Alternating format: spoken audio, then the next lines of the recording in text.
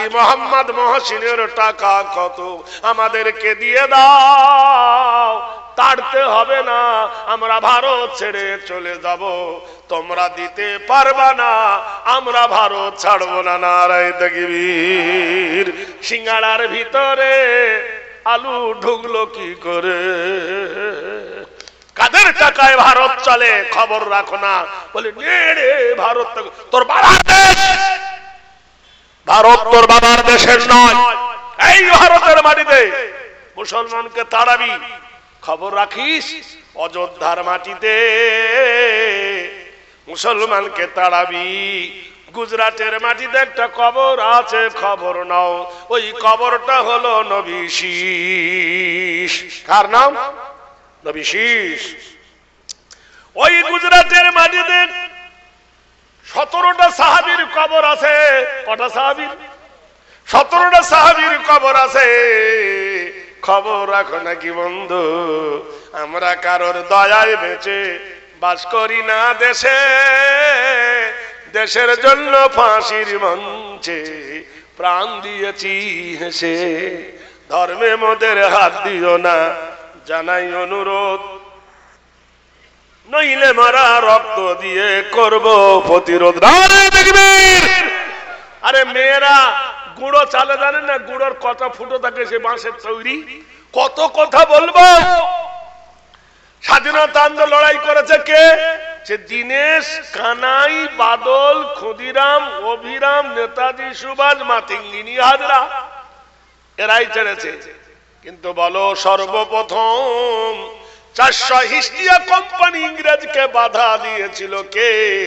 এই 24 পরগনার একটা যুবক, নাম হলো মাওলানা মোহাম্মদ মীর নিসার আলী, ডাক নাম হলো তিতুমির। 24 পরগনা, বাঁশের কেল্লা, নারকেল বেরিয়া। হঠাৎ দেশে উঠলো আওয়াজ, হো হো হো হো, চমকে সবাই কাঁপিয়ে দেখে সিপাহী বিদ্রোহ। কে প্রথম রক্ত দিল? বাঙালি। ওই গঙ্গায় ডুবি আছে হায় ভারতের দিবাকর, বাঙালির খুনে লাল হলো রাজি ক্লাইভের খঞ্জর। আমার কবিতা নয় বন্ধুরে, দেখো কেমন করে গেছে বাঙালি। ওই গঙ্গায় ডুবি আছে হায় ভারতের দিবাকর, বাঙালির খুনে লাল হলো আজি ক্লাইভের খঞ্জর। যার রক্ততে ইংরেজের তরবারি লাল হয়েছিল, খালি বাংলার মাটিতে প্রথম শহীদ হয়েছিল মুসলমান, তার নাম হলো সিরাজ। বলে বলুন নারায়ে তাকবীর। ওই যে সার্কাস সবাই চেনে, স্টেশনটা, কবরস্থান নাম হলো গোবরার কবরস্থান। ওইখানে যিনি ফাঁসির মঞ্চে ঝুলেছিলেন হাফেজ গোলাম মাসুম। জোরে বলুন নারায়ে তাকবীর। তখন ক্ষুদিরাম, অভিরাম কোথায় ছিল? কত গান এলো ক্ষুদিরামের নামে, অভিরামের নামে। মুসলমানের কথা ভুলে গেছো, করতে আমার দেশ স্বাধীন প্রাণ দিয়েছে ভগৎ সিং। অলিউল্লাহ দেহলি কোথায় গেল? আশফাকুল্লাহ কোথায় গেল? গাজী সালাউদ্দিন আইয়ুবী কোথায় গেল? কোথায় গেল মাওলানা মীর নিসার আলী? কোথায় গেল শুকুর আলী? কোথায় গেল ওয়াজেদ আলী? কোথায় গেল? ওদের নাম নাই। বন্ধুরে, মুসলমান কি ভারত স্বাধীন করতেছিল না? 70,000 শুধু আলেম ফাঁসির মঞ্চে ঝুললো, তাদের ইতিহাস লিখলো না? লিখলো না কেন? শক্তি আছে তোমার হাতে, কোনদিন যদি আসে শক্তি আমাদের হাতে, বুঝিয়ে দেব শেষ বেলাতে। নারায়ে তাকবীর। আরো জোরে বলুন। এখন কবিতা হয়েছে, হাই স্কুলে দেখবেন পড়ায়। কি পড়ায়? হাও কারো মেতে ধি, পড়ে কিনা? হাও কারো মেতে ধি, হাও উন্নত সিনাহি ভাই, বলিবে তো ভেবে গান, হাও সবে আগুয়ান, সাথে আছে ভগবান হবে জয়। ঝগড়া লেগে গেছে ভগবানকে। কেউ বলে অনুকূল ঠাকুর, কেউ বলে লোকনাথ, কেউ বলে শ্রীকৃষ্ণ, কেউ বলে মহাদেব, সাথে আছে এক একজনের ভক্ত লেগে গেল। ঝগড়া যখন কবিতাটা বাদ দাও, বলে দাও হও কার মেতে ধি হও উন্নত সি নাহি ভাই, বলিবে তো ভেদে গান হও সবে আগুয়ান, সাথে আছে কোরআন হবে জয়। না, এটা মোল্লাদের খেতাব, মেনে নেওয়া যাবে না। আচ্ছা ফের বলবো, হাও কার মেতে ধি হাও উন্নত সি নাহি ভাই, বলিবে তো ভেদে গান হাও সবে আগুয়ান, সাথে আছে রহমান হবে জয়। সুবহানাল্লাহ বলুন, নারায়ে তাকবীর। আরো যারা বলুন নারায়ে তাকবীর। তাহলে বোঝা গেল ভারতকে মুসলমানকে তাড়ানো যাবে না। মুসলমানকে তাড়াইতে গেলে শিকড় মাটিতে থাকবে, ভারত চলবে না। সোনার বন্ধুরে, বানের বন্ধুরে, এসো, আমরা কারোর ক্ষতি করি নাই, আমরা উপকার করেছি কিনা মিথ্যা করে মুসলমানকে দোষ দিচ্ছ। বলে মুসলমানরা মন্দির ভেঙে মসজিদ করেছে, বোকা কথাকার, ওরা মশলা জানে না। মামবানা লিল্লাহি মসজিদান ফাবানাল্লাহু লাহু বাইতান ফিল জান্নাহ, যারা আল্লাহর ঘর তৈরি করেন আল্লাহ তার জন্য জান্নাতে একটা মতির বালাখানা দান করবে। মুসলমানদের যদি মন্দির ভাঙা স্বভাব হতো, তাহলে ঢাকার মন্দির থাকতো না, নাম হলো ঢাকেশ্বরী। কি নাম? ঢাকেশ্বরী মন্দির থাকতো না, ভেঙে মুসলমান বানিয়ে নিত। ভারতের গয়া থাকতো না, মথুরা থাকতো না, বৃন্দাবন থাকতো না, কাশী থাকতো না, জগন্নাথ থাকতো না, সোমনাথ থাকতো না, সোনা মন্দির থাকতো না, ফুটো মসজিদ থাকতো না, জগন্নাথ থাকতো না, রামদেওয়ালি থাকতো না, কবিদেওয়ালি থাকতো না, বারোদুয়ারি থাকতো না, হাজার গুরু থাকতো না। সব মুসলমানরা ভেঙে ফেলতো না। মুসলমানরা কোরআন মানেন, লা ইকরাহা ফিদ্দীন, দিনের ব্যাপারে কোনো জোর নাই, কোনো জুলুম নাই। মুসলমান কোন মন্দির ভাঙে নাই। আর সেই সময় যদি মুসলমান না মনে কত জোর করে মুসলমান করব, 750 বছরের মধ্যে ভারতে ট্যাবলেট খাবার জন্য হিন্দু থাকতো না? থাকতো? জোরে বলুন। বাবার হইল একবার জ্বর, সারিল ঔষধে। এখনকার রাজা কদিনকার, 5 বছর, 6 বছর, 7 বছর ট্যাং ভেঙে উল্টে যায়। 750 বছর রাজত্ব করলো বাবর, বাবররা করলো, বাবরের পরে করলো হুমায়ুন, হুমায়ুনের পরে করলো আকবর, আকবরের পরে করলো জাহাঙ্গীর, জাহাঙ্গীরের পরে করলো শাহজাহান, শাহজাহানের পরে করলো ঔরঙ্গজেব। এই কব বাপ বেটাই মিলে 750 বছর রাজত্ব করলো ভারতে। তার মধ্যে 49 বছর রাজত্ব করেছে সম্রাট ঔরঙ্গজেব আলমগীর। একবার কি সুবহানাল্লাহ বলবেন না? মোবাইল ছিল না, টেলিফোন ছিল না, মাইক ছিল না, হেলিকপ্টার ছিল না, উড়োজাহাজ ছিল না, জিপ ছিল না, প্লেন ছিল না, যোগাযোগ কিছু ছিল না। ঘোড়ার পিঠে চড়ে পাকিস্তানের মতো দেশ, বাংলাদেশের মতো দেশ, শ্রীলঙ্কার মতো দেশ, ভারতের মতো এত বড় দেশ, বিশাল সাম্রাজ্যকে 49 বছর রাজত্ব করেছিলেন সম্রাট ঔরঙ্গজেব আলমগীর। মুসলমান 3 দিন রাজা হয়ে এটার কম করে, ওটার কম করে, এটা ভাঙে, ওটা ভাঙে, কারে ফাঁসি দেয়, কারে মেরে ফেলে, হিসাবের শেষ নাই, জুলুমের শেষ নাই। যদি জুলুম আমরা করতাম তাহলে ভারতবর্ষের মাটিতে একটাও কেউ টেকে থাকতো না। বন্ধুরে, আমরা কারুর জুলুম করি নাই, ইসলাম কাউকে জুলুম করে না। ইন্না ইল্লামা আতাল্লাহ বিকলবিন সালিম, নিশ্চয় শান্তি দেন একমাত্র ইসলাম, ইসলাম ছাড়া কেউ শান্তি দিতে পারে না। একবার জোরে বলুন নারে তাকবীর, আরো জোরে বলুন নারে তাকবীর। আমি এতক্ষণ ধরে আপনাদের কাছে একটু ভূমিকা শোনালাম, এবার শোনাবো একটু ছোট্ট সমীক্ষা। সমীক্ষার পরে হবে ওয়াজ, এবার নসিহত। ভাইরা আমার, বন্ধুরা আমার, শুনুন তালি মন দিয়ে। সামনে রমজান মাস, ঠিক না? আগামী কদিন আগে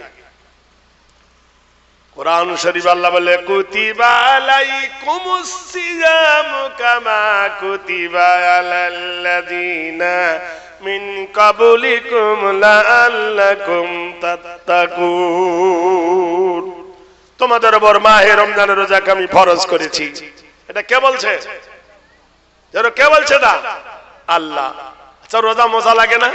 মুসলমানরা চাইছে রোজা আসুক, বেঈমানরা এখন পকেটে ট্যাবলেট জোগাড় করে আসবে। কবে আসবে রে? অর্ধেক ট্যাবলেট বার করতে হবে। কি ব্যাপার? বলবে গ্যাস। গ্যাস। আবার ঈদের দিনেও আগেই ছুটবে ঈদের ময়দানে, শর্মা পাবে না, হাতে করে চোখে কালি লাগিয়ে দিবে। কত বড় মুসল্লির বেটা মুসল্লি। মাহে রমজানের রোজা এলো, এক মহিলা মসজিদে ইফতার দিবে। কি দিবে? ইফতার দিবে। আল্লাহুম্মা লাকা সামতু ওয়া আলা রিজকিকা আফতারতু। রুটি তৈরি করছেন, খাবার তৈরি করছেন, ছোলা মুড়ি, বেগিনি চপ, কত রকমের খাবার, কোয়ালিটির খাবার রমজান মাসে।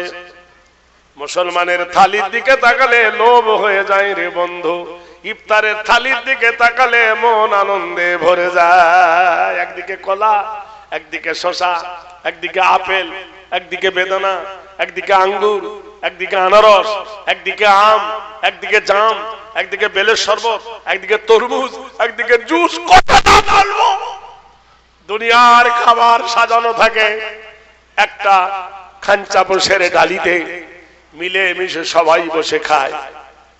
মা রুটি বানায়, মেয়েটা বলছো মামা এত আটা গুলোছো, এত খমির করছো, কি ব্যাপার? বললে ও মা আজকে মসজিদে ইফতার দেবো রে মা। মেয়েটি বলল গো মা মসজিদে তুমি ইফতার দেবে? বলল হ্যাঁ। আমি কি তোমার একটু সহযোগিতা করব? বললে করো, স্কুল আগে ছুটি হয়ে গেছে, তাই মায়ের কাছে মেয়েটা সহযোগিতা করে রুটি বানাইতে। মার বিটি দুজনে মিলে রুটি বানায়। রুটি বানানো হয়ে গেছে আসরের পর। এমন সময় খাদ্য চলছে রান্না। দরজার গেটে একটা ফকির এসেছে। ফকির এসে বলছেন আতফি সাবিলিল্লাহ।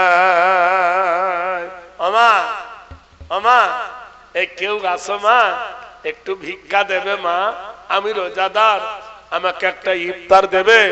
আল্লাহর নবী বলেছেন কেউ যদি রোজাদারকে একটা ইফতার করায় সে পূর্ণ একটা রোজার নেকি পাবে, রোজাদার থেকে নেকি কেটে নেওয়া হবে না। মেয়েটি বলছে ওগো মা কোরআন শরীফে পড়েছি আমি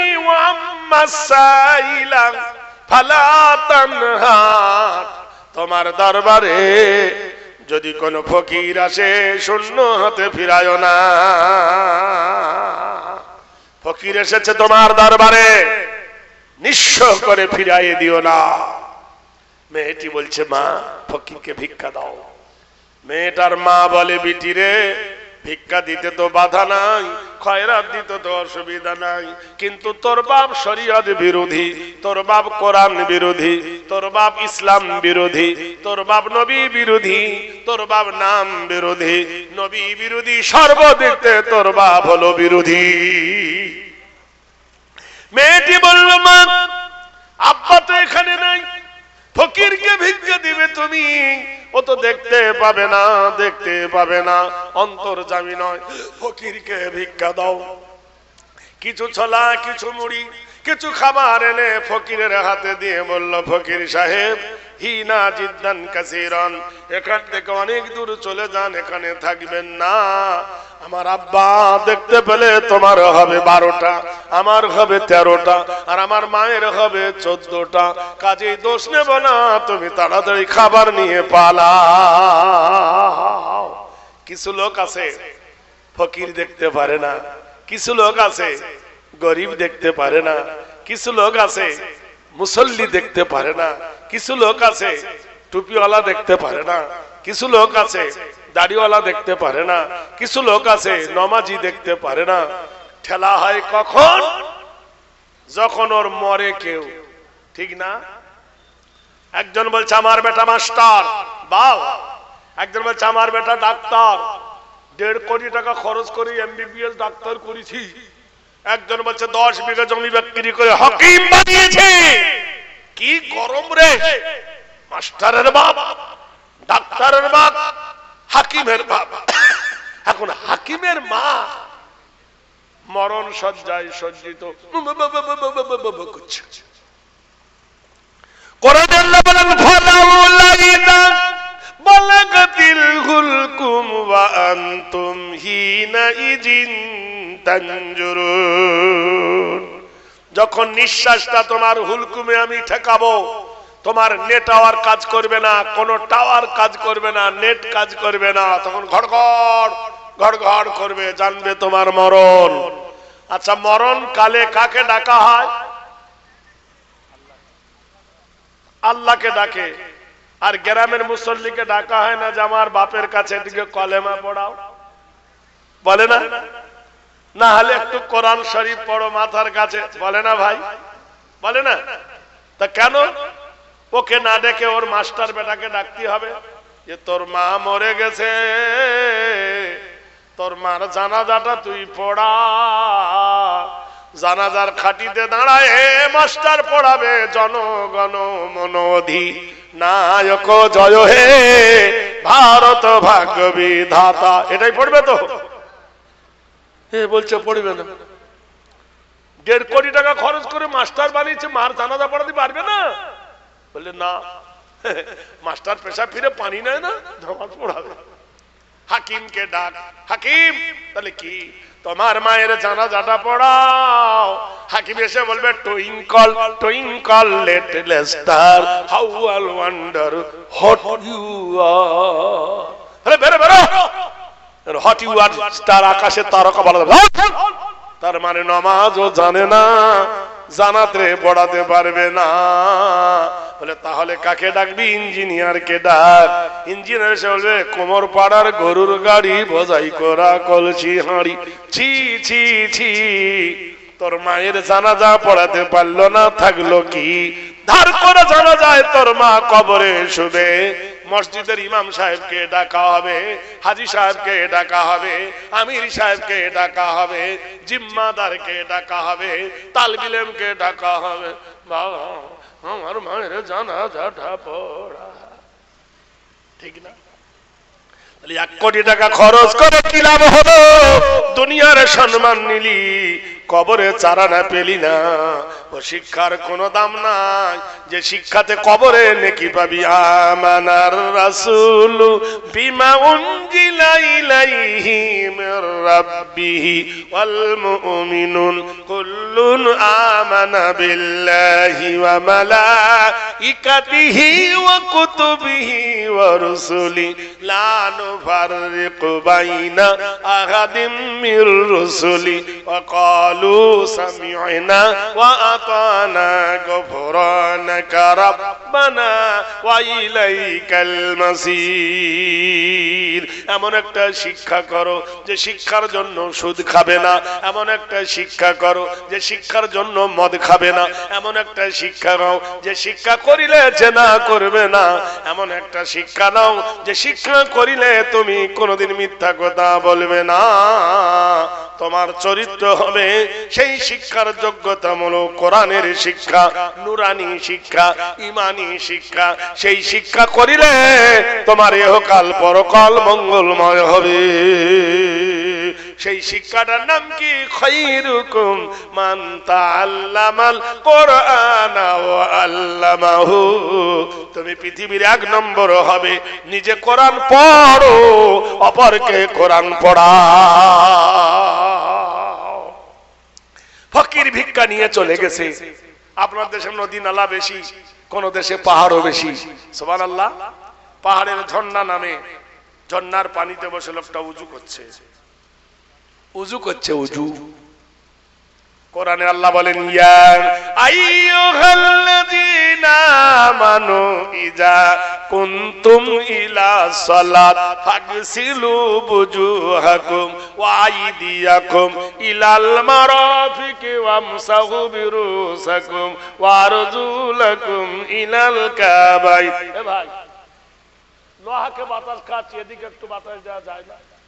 জানেন একটু ঘুরে শোনারে ফ্যানটা একটু দিয়ে মেশিনকে অত গরম খাস না, আমাকে দে, ভিজে গেছি, দে সোনার লাল। হ্যাঁ, একটা ছোট টেবিল ফ্যান পাওয়া যায় না ভাইরা?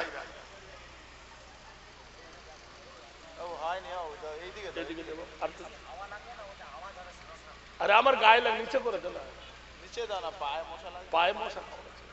ঠিক আছে, সুবহান আল্লাহুম্মা সাল্লি আলা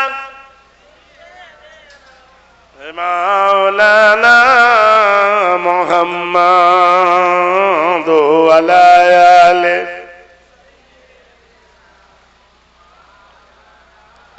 ও নবী মে রহমত হো, ও নবী মে রহমত হো, লকো পানি वाला मुरादे गरीबों की बरलाने वाला। अल्लाहुम्मा सल्ली अला मुहम्मद व अला आले। হাসরের কঠিন দিন, হাসরের কঠিন দিনে আল্লাহ পাক এক ব্যক্তির ঈমান মাপবে দাঁড়িতে। কোরআন শরীফ আল্লাহ বলছে ফা আম্মা মান সাকুলাত মাওয়াজিনুহু ফাহুয়া ফি ঈশাতির রাদিয়া। ঈমানের পাল্লা যদি তোমার ভারী হয়ে যায় তো আল্লাহ তোমার রাজি হয়ে যাবে, তুমি জান্নাতে। ওয়া আম্মা মান খাফফাত মাওয়াজিনুহু ফাউম্মুহু হাবিয়া। একদল ব্যক্তির নেকির পাল্লা হয়ে যাবে হালকা, গুনার পাল্লা হয়ে যাবে ভারী। আল্লাহ বলবে এই ফেরেশতা এদেরকে ধর। ওয়াসিকাল্লাযীনা কাফারু ইলা জাহান্নামা যুমারা। জাহান্নামের ফেরেশতা টেনে নিয়ে যাবে জাহান্নামের দিকে। আল্লাহর নবী চিল্লায়ে বলবে এই জাহান্নামের ফেরেশতা দাঁড়াও। বলে কেন? বলে এদের জাহান্নামের ফয়সালা হয়েছে। নবী বললে বা আমি উকিল, ওকালতি করি নাই, কেমনে আমার উম্মত জান্নাতে জাহান্নামে যায়? সুবহানাল্লাহ। আল্লাহর কাছে ইল্লা বিইজনি ইয়ালামু মা বাইনা আইদিহিম। কোরআন বলছে কাল কিয়ামতের দিনে কারো টু শব্দ করার ক্ষমতা থাকবে না। একজন ব্যক্তি আল্লাহর দরবারে মুখ খুলবে, কে? ইল্লা বিইজনি ইয়ালামু মা বাইনা আইদিহিম। সুবহানাল্লাহ। হে রাসূলুল্লাহ, হে আল্লাহ তুমি বিচার করছো, আমি তো ওকালতি করি নাই, তুমি কি করে জাহান্নামে দাও?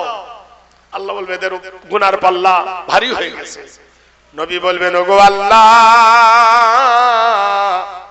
ভরতগড়ের জলসার মজলিসে তোমার বান্দা আমার উম্মতরা আমার ওপর দরুদ পড়েছিল, সেই দরুদ গুলো ফেরেশতা আমার রওজা পাকে পৌঁছে দিয়েছিল।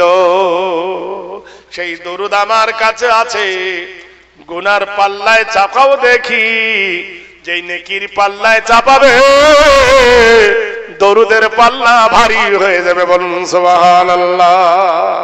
আছে না আমার মুক্তার, আছে না আমার ব্যারিস্টার, যে গানটা গেয়েছে সেই মান আনে নাই। নাম হলো ইন্দ্র কিশোর, এন্ডো কিশোর। যদি মুসলমান হতো নামের জরিয়ায় জান্নাতে যেত। কত সুন্দর করে গেছে। আছে না আমার মুক্তার, আছে না আমার ব্যারিস্টার, শেষ বিচারের হাইকোর্টেতে তিনি আমায় করবেন পার। আমি পাপী, তিনি জামিনদার।